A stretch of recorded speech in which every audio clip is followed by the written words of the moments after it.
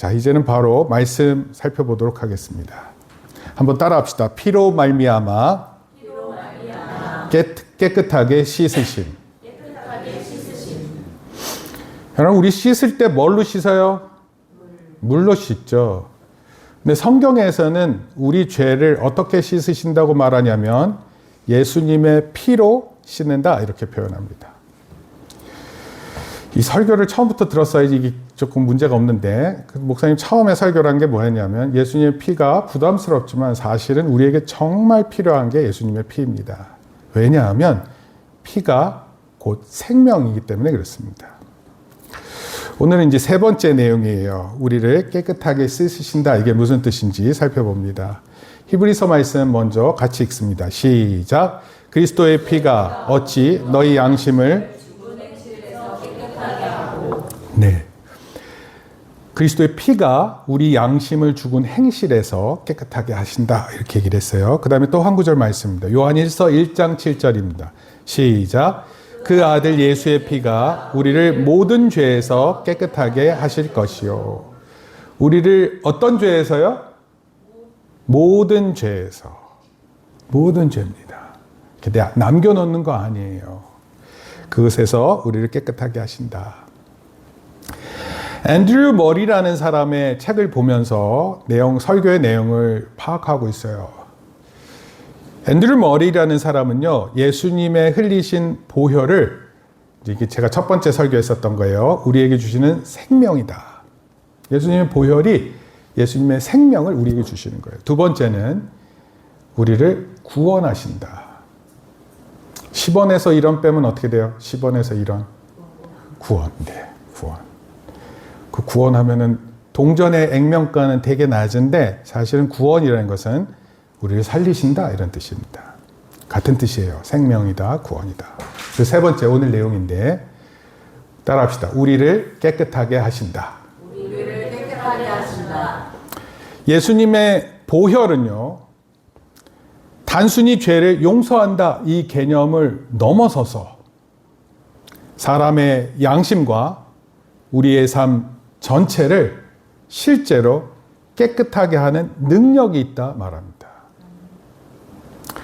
여러분, 우리 여기 와 있는 사람들 중에 죄에 대한 책임감, 죄책감이라 그래요. 그런 거 다 있습니다. 나름대로 죄에 대한 부끄러움이 있어요. 나쁜 말과 행동한 것에 대한 불편한 마음이 있습니다. 누군가에게 나의 마음을 들켜서 그 괴로운 마음이 있어요. 그런데 이런 것으로부터 완벽하게 우리의 죄를 깨끗하게 하신다 이런 뜻이에요. 마이소포비아라는 표현이 있습니다. 이거 결벽증이라 그래요. 결벽증. 깨끗해야 되는데 깨끗하지 못해서 두려워합니다. 우리 주변 모든 곳에 세균들이 살고 있어요. 그래서 끊임없이 손을 씻습니다. 소독 티슈 가지고 그걸 계속 닦습니다. 깨끗한데도 닦아요. 이게 심리학적으로요, 불안해서 기 난다고 합니다. 뭔가 불안해서 닦아야 돼요. 뭔가 불안해서 계속 손을 씻어야 됩니다. 손톱 밑에 때가 있는 것을 견디지 못해요. 그래서 그것을 계속 닦고 자기 몸이 깨끗해질 것이라 이렇게 생각합니다. 여러분, 위험에 대해서 본능을 느끼는 건, 위험한 것, 더러운 것이 나에게 있어서 그것을 깨끗하게 한다는 그거 잘못된 거 아니에요. 근데 이게 지나쳐서 강박장애가 될 수 있어요. 강박장애라는 건 뭐냐면 씻었는데도 방금 씻었는데 또 씻어야 된다 생각하는 이런 마음이에요. 그리고 생각하는 거예요. 내가 지금 이거 씻지 않으면 나한테 나쁜 일이 일어날 것 같아. 그런데 현대인들에게도요, 이게 꼭 세균에 대한 것만이 아니라 죄책감에 대해서 또는 부정함에 대해서 씻으려는 행위가 있습니다. 이걸 가리켜서 도덕적 결벽증 그렇게 얘기해요. 조금 말이 어렵죠. 도덕적 결벽증 또는 종교적 강박 이렇게 표현합니다. 뭔가 쫓기고 마음이 힘들어요. 마치 해야 되는 일을 못한 것처럼 늘 불편한 마음이 있습니다. 이거 사람한테 참 부담이 됩니다. 근데 이런 사람들이 놓치는 게 있어요. 그게 뭐냐면 내 외모가 깨끗하면 내면도 깨끗할 것이라고 착각합니다. 두 번째는 나는 늘 부족해 또는 나는 안 돼 라는 생각이 그 마음 가운데 계속 투영됩니다. 아니, 그런 불편한 마음을 가지고 있는 건 나쁘진 않은데 이게 계속 내 안의 마음을 힘들게 해서 그것이 불안하게 만들고 괴로워하게 되는 것입니다. 여러분, 오늘 이런 강박관념 또는 죄에 대한 결벽증, 이런 사람들에게 주시는 하나님의 메시지예요. 뭐라고요? 예수님의 피는 우리를 온전하게 깨끗하게 씻으신다, 이런 뜻입니다.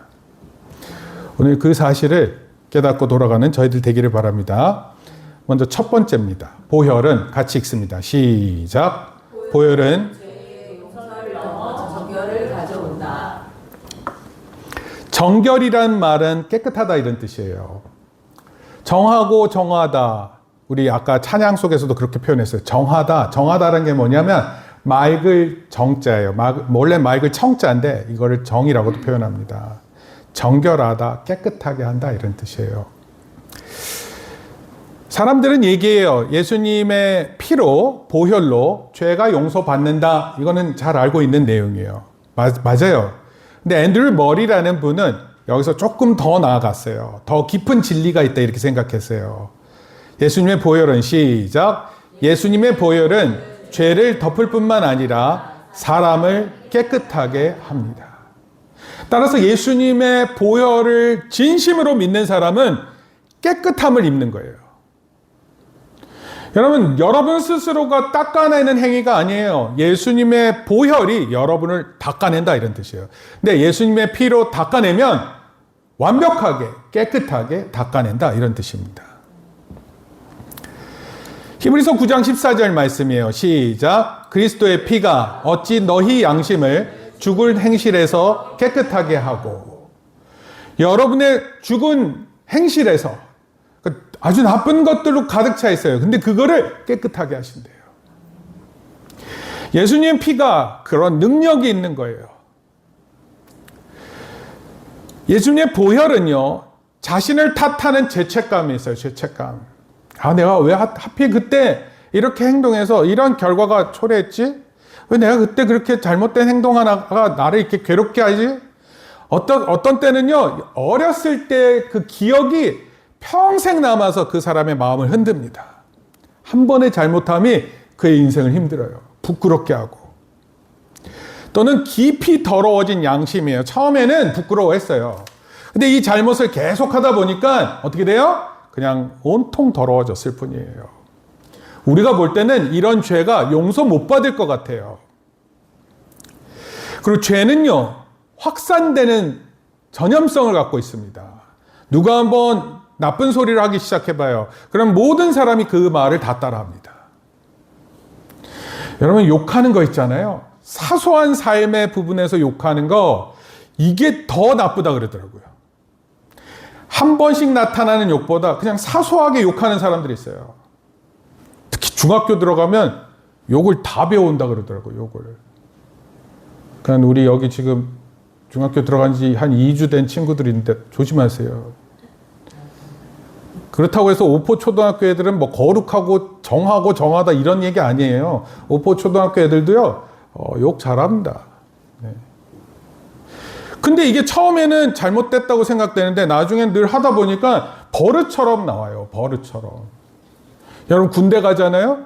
그러면 군대 가면 이 지은, 니은이라는 단어가 모든 표현의 부사로 활용됩니다.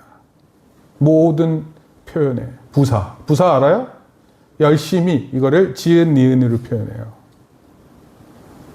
뭐 뺑이 쳐야 될 때도 열심히 뺑이 쳐라가 아니라 지은, 니은, 뺑이 쳐라. 뭐 이런 식으로 얘기를 합니다.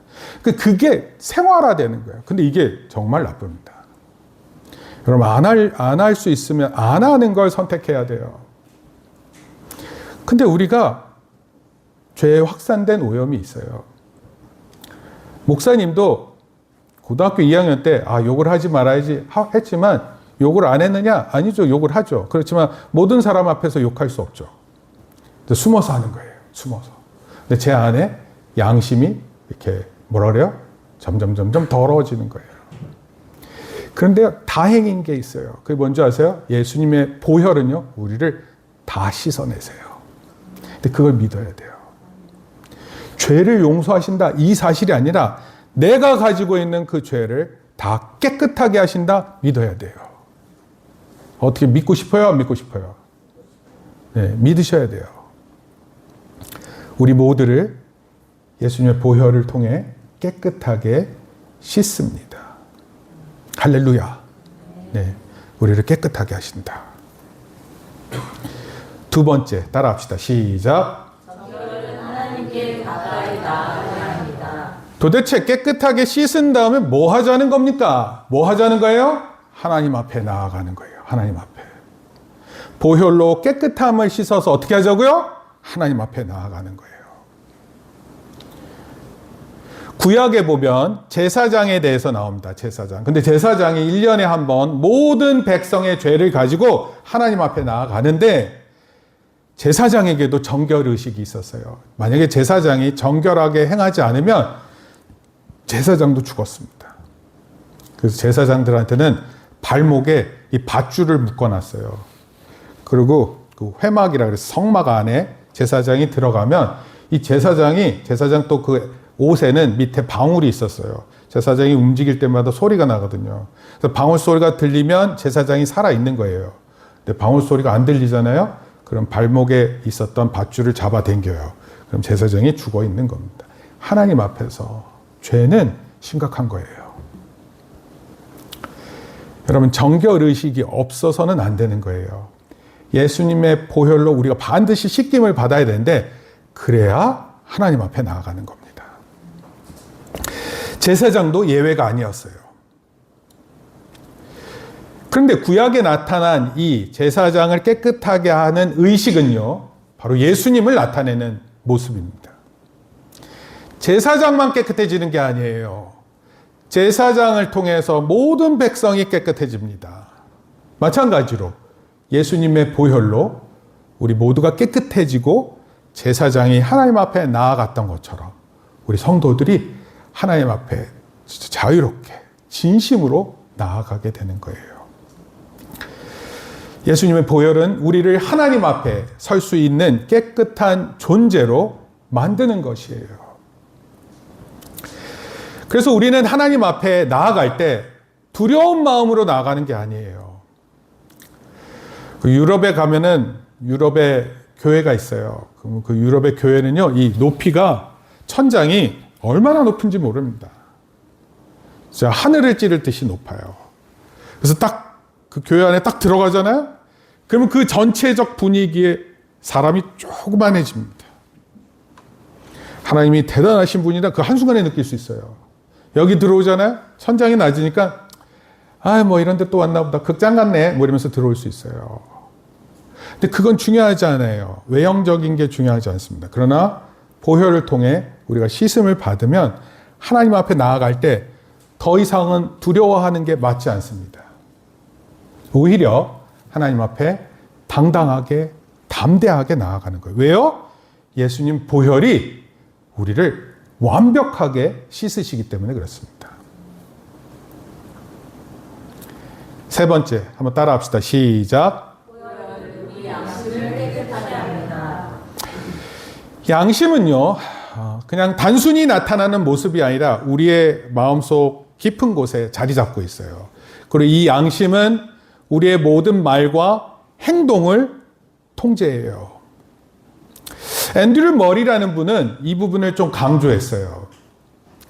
죄는 단지 말과 행동의 문제가 아니라 양심의 문제라고 봤어요.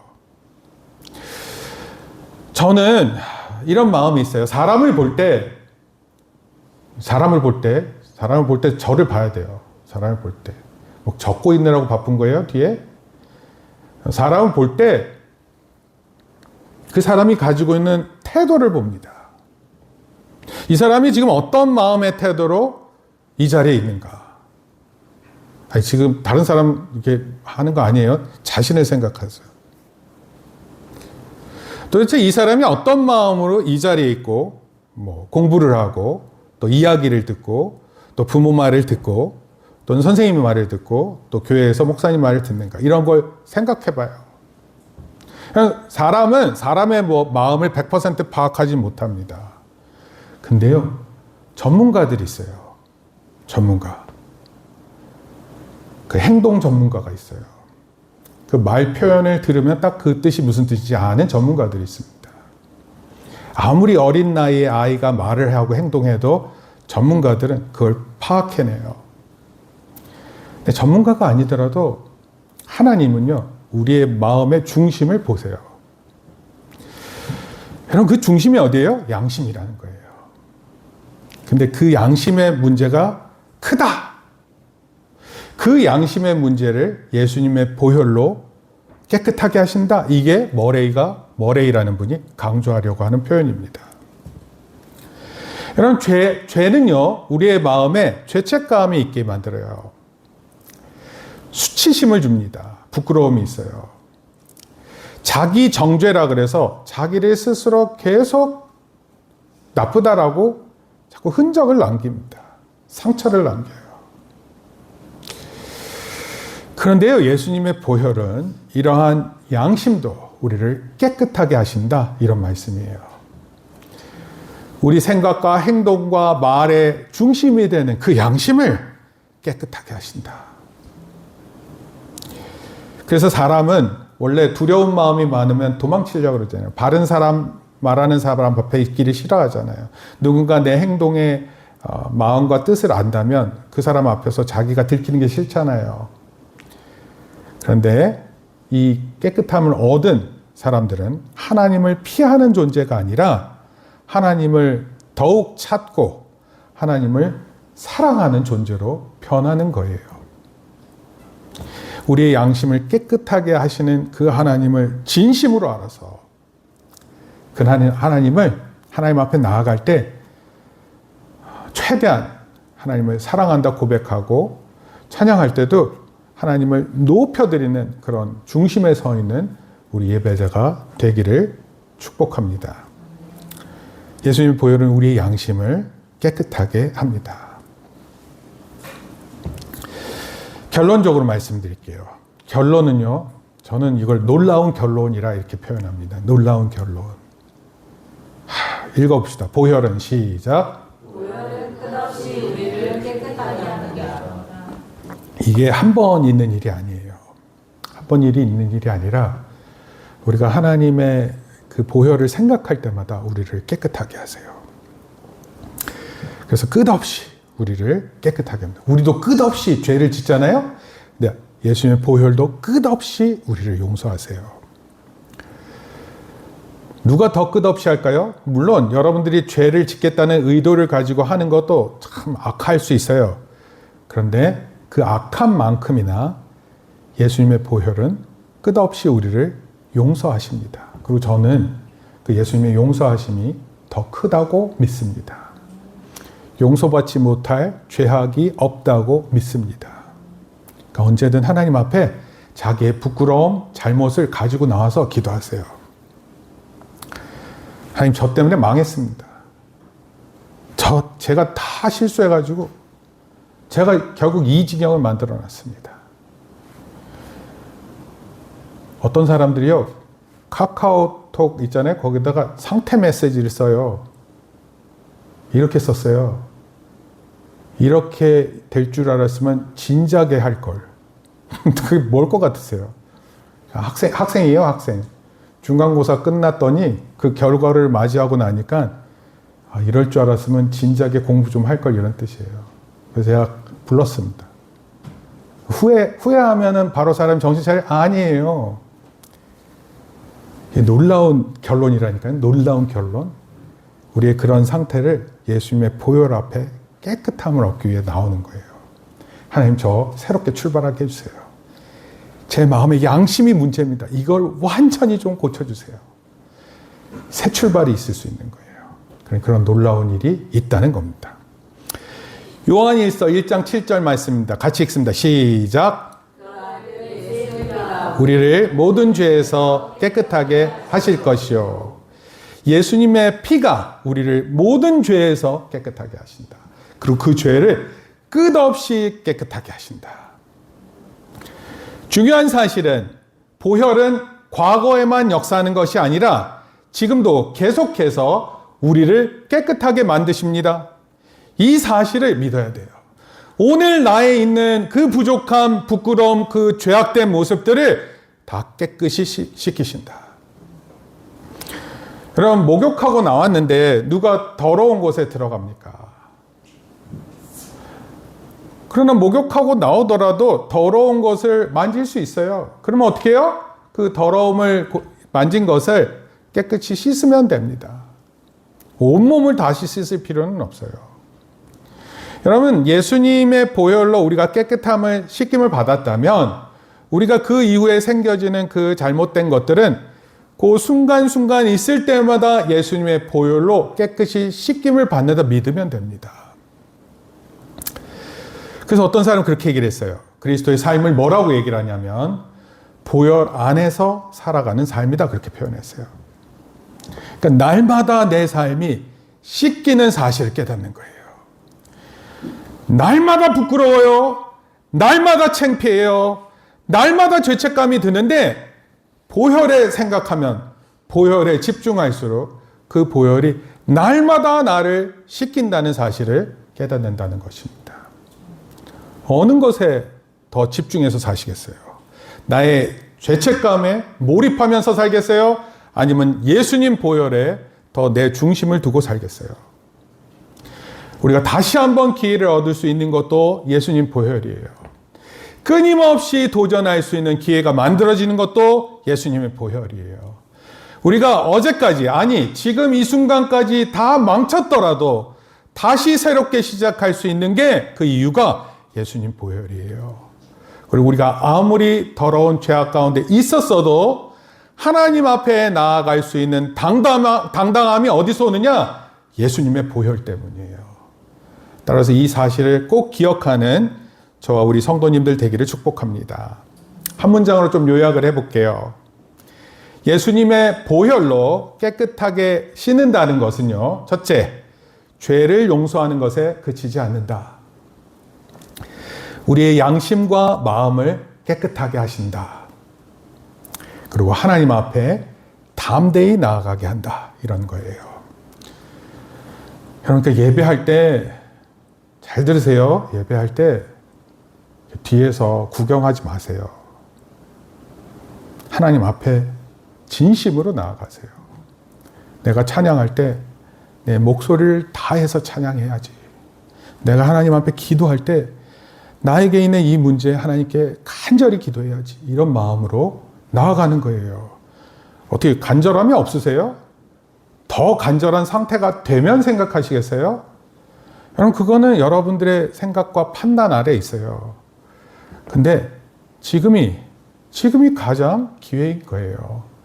이 말씀을 믿고 그 말씀 앞에서 깨끗하게 씻으심을 받는 보혈의 원칙을 끝없이 누리는 저와 여러분 되기를 축복합니다. 우리 함께 기도하시겠습니다.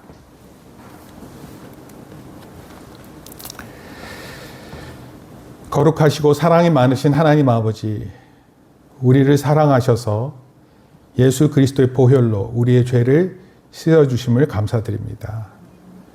우리의 힘과 노력으로는 결코 깨끗해질 수 없지만 예수님의 십자가에서 흘리신 보혈로 우리의 죄와 허물을 용서하시고 우리의 마음과 양심까지 깨끗하게 하여 주심을 찬양합니다. 하나님, 우리의 마음을 살펴주옵소서. 혹시 우리의 삶 속에 남아있는 죄와 욕심과 미움이 있다면 주님의 보혈로 깨끗하게 씻어 주옵소서. 죄책감과 수치로 마음이 무거워질 때마다 예수님의 보혈이 우리를 새롭게 하신다는 진리를 기억하게 하시고 하나님 앞에 담대히 나아갈 수 있는 믿음을 허락하여 주옵소서. 우리의 생각과 말과 행동이 날마다 주님 앞에서 깨끗하게 되게 하시고 보혈의 은혜를 기억하며 거룩한 삶을 살아가게 하옵소서. 우리의 삶이 정결해질 때 하나님을 더욱 가까이 사랑하며 따르는 삶이 될 것을 믿고 우리의 삶을 통해 주님의 거룩함과 은혜가 나타나게 하옵소서. 예수님의 보혈로 우리를 깨끗하게 하시는 은혜를 감사드리며 우리를 새롭게 하시는 예수 그리스도의 이름으로 기도드립니다. 아멘. 이제는 우리 주 예수 그리스도의 은혜와 하나님 아버지의 크신 사랑과 성령님의 감화 감동 교통하심이 예수님의 보혈로 깨끗하게 씻기심을 받고 뿐만 아니라 우리의 더러운 양심도 깨끗해지고 이를 통해 하나님 앞에 더욱더 담대히 나아감을 기억하고 이 사실이 끊임없이 우리 삶에 펼쳐진다고 마음으로 믿고 돌아가는 우리 성도들 머리 위에 또 우리 사랑하는 자녀들 머리 위에 이제부터 영원토록 함께 있을지어다.